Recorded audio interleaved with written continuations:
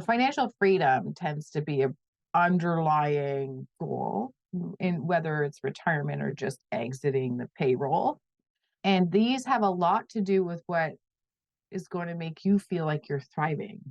We often try to trick ourselves. We aren't honest with ourselves. So it's a whole bunch of wild and crazy thoughts that keep just bouncing around in our mind. Just be honest with yourself. What do you want? What do you want?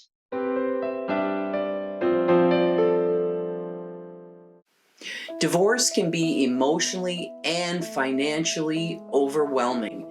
That's why I'm teaming up with Sunny Wishart, president and founder of A La Carte Financial and a certified financial planner.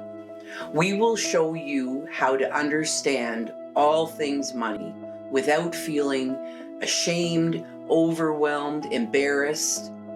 You will learn more, ask questions. No question is a dumb question. Welcome to Money with Sunny. Let's get into it. Good morning, everyone. Good morning, Sunny.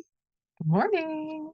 Today, we're going to talk to you about the importance of painting your vision, your picture, your future, thinking about your wish list, your wants, your needs, how your future looks, how does it feel, what are you doing, being positive about where you want to be, and really feeling and seeing that. Sunny works with people every day to help them to create their financial vision and their financial future. It's a holistic approach that she takes, which is really important. Why don't you open it up, Sunny? I know you have some great ideas.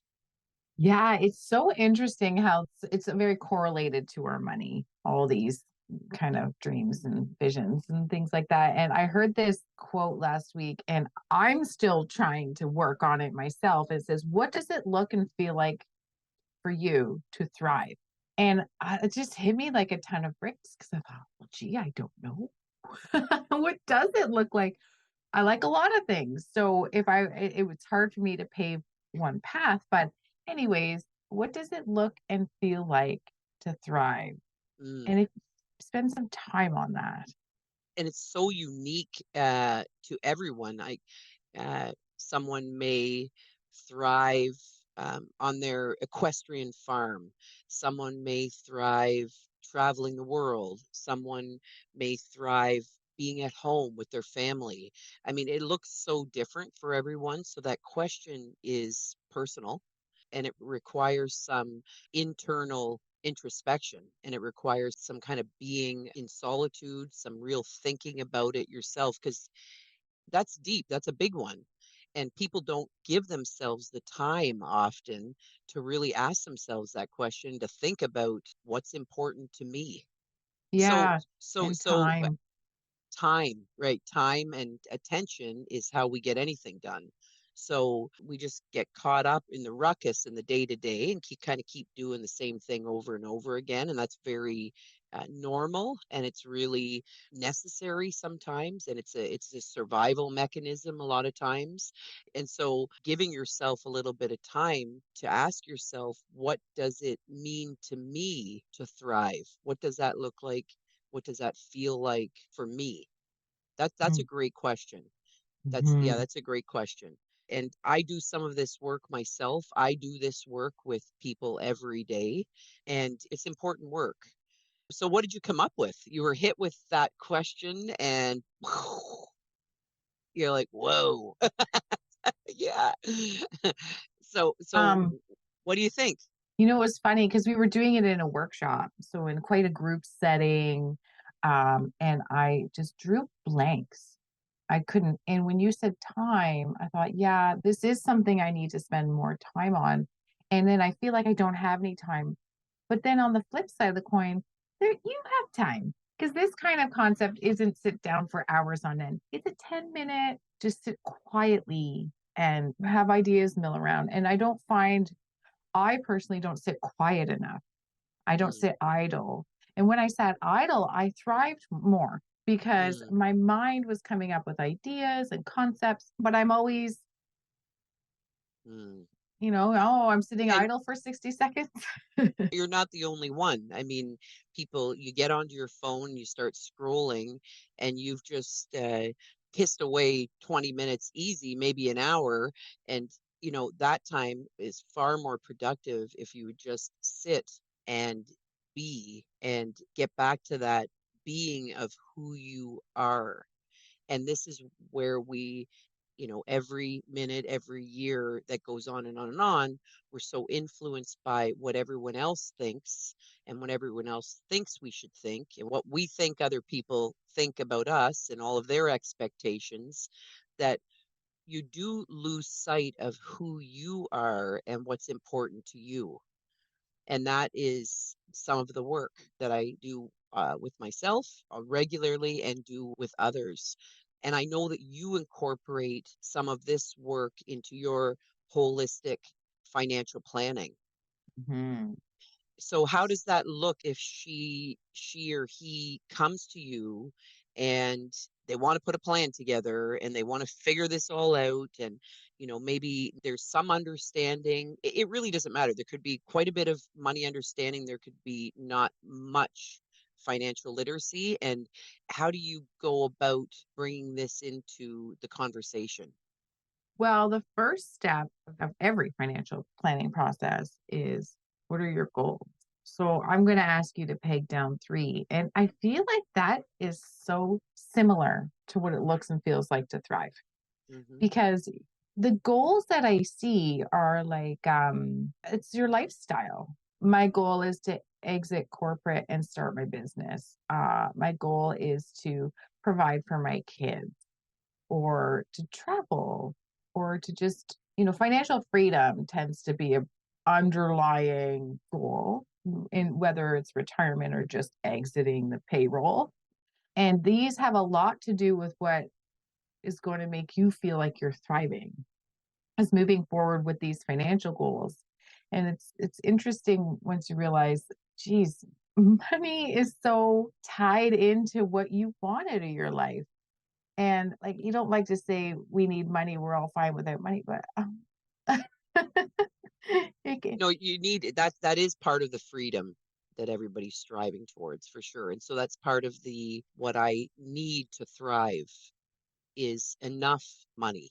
I mean, there's studies done, and maybe everybody's heard this, but once you reach a certain amount of income, there's no extra happiness that you're going to get from another dollar. But you do need to have that amount to have some level of happiness, be sustainable, be able to pay your bills, be able to have a little bit of fun. So thriving for some people is just getting to that, just having enough. And that's where you come in, where you help them. Okay, how do we have enough? How do we make this work month to month, year to year, and 10 years from now? And that's the planning, and that's what you do. But the conversation today is, yes, creating a plan. Yes, I know you work with people, Sunny, where you create several plans. So you can do this way, this way, this way. And I love that. And that's great. So you figure that out, but then bringing into what else do I need to thrive? And then how does that come into my financial planning? And I think, something that I find really interesting is a lot of times men and women have very different confidence levels when it comes to money. And, generally, stereotypically, it is cultural, societal, but men often are more confident when it comes to their money than women are. Do you find that as well, Sunny? 100%. It's majority of the person of the household that approaches me is the woman, and they approach me out of a space of worry. Hmm. And then when I meet the man, they're not worried. They're interested in a financial plan because they want to optimize and beat the tax man and all these things. They don't worry. And the women, they always come from a, are we okay? I don't know if we're okay. Can you tell us? And the men are like, we're okay. Whether they are or aren't. They It's have a natural confidence when it comes to just knowing that they can, make it work somehow. And I think in the work that I do, I find that confidence in any area of life, so we're talking about money, comes from doing. So women, maybe if this is you, maybe you're worrying about it, ruminating about it, but you're not doing anything about it. So when you start doing, and that means learning, gathering knowledge, understanding where you're at right now, understanding the numbers, figuring things out. Yeah, it might be difficult at first, but you can do it. We can all do it. And as you overcome one little challenge or learn one new little thing that gives you some positive feedback, and you start to get into that positive feedback loop, that creates a self discovery within yourself, and that's what builds some confidence. And that's real basic because it's not simple, but I find that the simplest way to bring it down is actually by doing, period. You are less confident when you don't do it because you just don't know if you can and you haven't tried it. So often in families, the woman is spending her time taking care of the kids and she's got that down. She can make all the appointments, she can do all of the household chores, she can, you know, set everything up for the kids. She's got it all covered. So then the man is taking care of the finances and she just hasn't been doing it. So, what do you think about that? Confidence is doing, and you build confidence not just by saying to yourself, okay, I'm going to be confident. I'm going to be confident. That's not going to work. You can't trick yourself. Doing is critical. Yeah. And or like just being even somewhat knowledgeable Yeah. about what's happening, unveiling the financial curtain, looking behind and having an idea of what makes your household tick. It doesn't have to be overwhelming and confusing. It can be very straightforward. Sometimes people get themselves all tied in knots with too many bank accounts, too many credit cards, and the money is just shifting around and no one knows what's going on. So what they do is they don't do. So they're unorganized.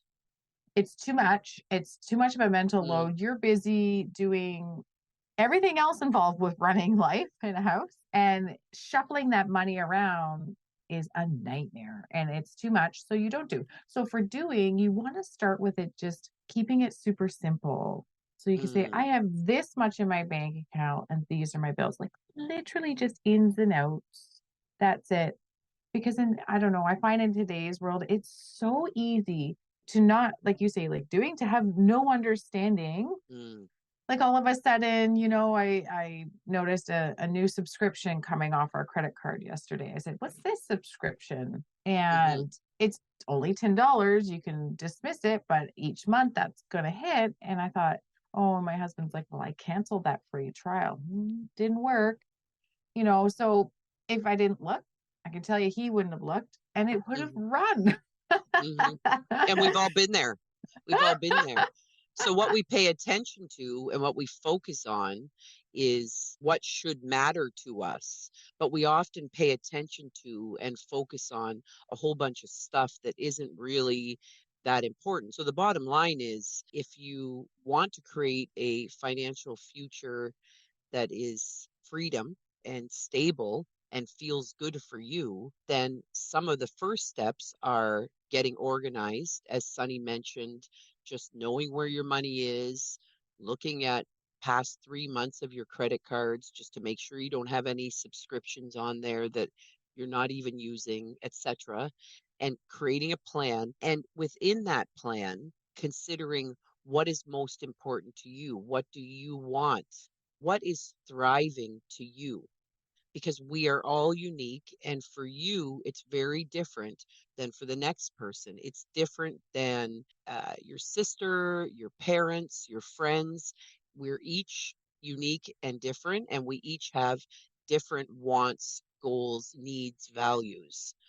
So if she walks into your office, Sunny, and she hasn't really thought about what it looks like to thrive financially. One part of it is looking at your numbers and then slowly figuring things out. Then next, looking at your RSP, and next, looking at your TFSA, and next, looking at some investments, and just kind of move through the process. That's the knowledge, that's the gathering information.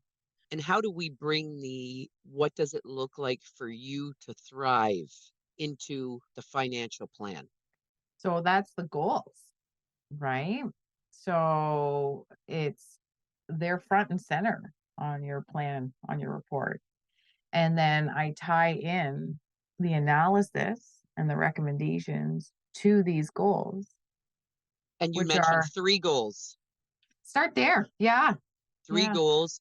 And when people are considering goals, if they've never thought about this kind of thing before, what should they be considering? A goal of you want to own your home by this date, or you want to travel every year, or you want to have this much money every month just to spend on whatever you want to spend it on. What are some of the goals that people might think about? Let's get the juices flowing so that when we end this chat, they can kind of go away with something real practical and start thinking about goals. I do goal planning as well with clients. It's part of the process.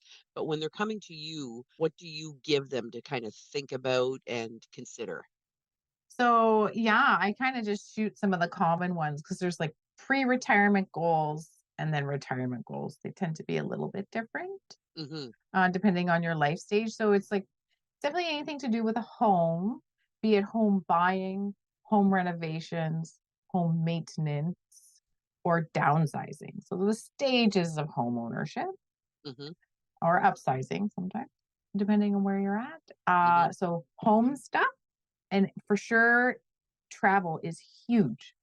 I'm Hmm. going to say like 90% of people want a healthy travel budget, and not necessarily now, but at a certain life stage, which tends to be early retirement. And some people it's now. I'm a big fan of if it's a huge thing that really matters to you and really makes you happy, let's account for it now. Don't Hmm. wait. I have too many people who don't get those retirement travel dates. They don't get to them. So if it's super important to you, don't what we get stuck doing a little bit is diminishing our goals because we're writing numbers next to them. So we're like, Mm. oh, I want to do a home reno. It's $50,000. 200,000 is what you really want to do to your house.